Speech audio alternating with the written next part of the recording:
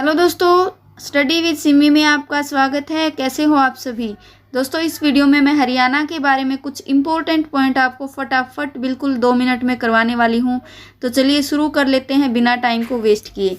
जैसा कि आप सभी को पता है कि 1947 ईस्वी में क्या हुआ था, हमारा जब भारत देश आज़ाद हो गया था उस टाइम जो हमारा हरियाणा था वो पंजाब में शामिल कर लिया गया था। ठीक है, 1947 ईस्वी में जब हमारा हरियाणा राज्य पंजाब में शामिल था। ठीक है, उसके बाद हरियाणा को अलग करने की, पंजाब को अलग करने की कई बार कोशिशें की गई।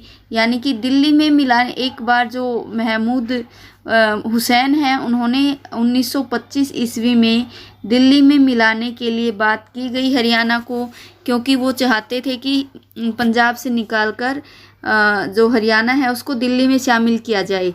लेकिन ये कोशिशें चलती रही। उसके बाद जो सर्वदलीय बैठक हुई, सर्वदलीय सम्मेलन हुआ 1928 में, उस टाइम भी हरियाणा को अलग करने की मांग उठाई गई, भाषा के आधार पर भी। और बहुत सारे ऐसे बातें थी ऐसी जिसमें ये बातें होती रही कि हरियाणा और पंजाब को अलग किया जाए।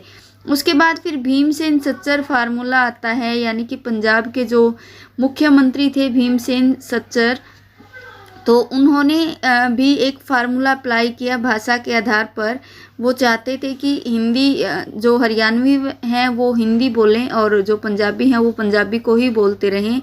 तो इस तरीके से भाषा के आधार पर उन्होंने फार्मूला अप्लाई किया, बट वो कामयाब नहीं हुआ, क्योंकि जब भी ऑफिशियल वर्क होता था तो पंजाबी भाषा में होता था और हिंदी जो हरियाणवी है उनको वो समझ नहीं आती थी। इस वजह से उनको काफ़ी दिक्कतों का सामना करना पड़ा और ये जो उनका सच्चर फॉर्मूला था वो भी कामयाब नहीं हुआ। उसके बाद जो है राज्य पुनर्गठन आयोग आता है। पुनर्गठन आयोग में भी ये सारी चीज़ें चलती रही। राज्य पुनर्गठन आयोग में पंजाब विभाजन की मांग को ठुकरा दिया गया।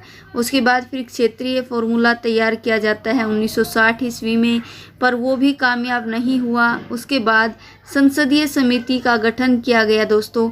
1965 में संसदीय समिति का गठन किया गया, जहां पर लोकसभा अध्यक्ष थे जो सरदार हुकम सिंह जी, उनकी अध्यक्षता में संसदीय समिति का गठन हुआ।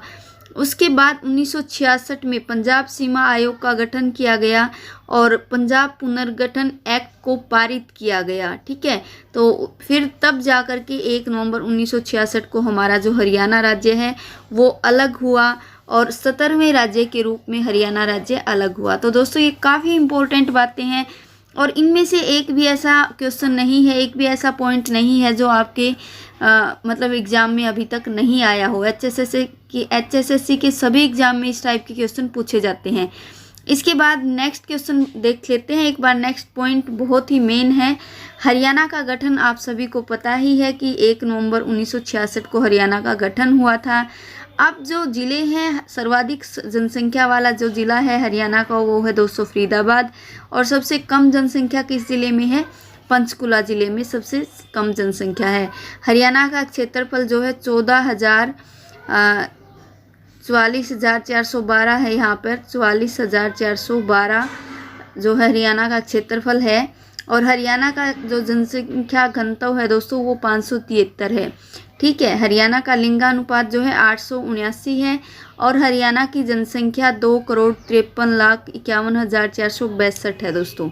ठीक है, तो हरियाणा की जनसंख्या वृद्धि जो है 19.9 है। ये बहुत ही सिंपल और सोबर क्वेश्चन है, लेकिन हमेशा आते हैं एग्ज़ाम में, पूछे जाते हैं, तो इनको ज़रूर लर्न कीजिएगा।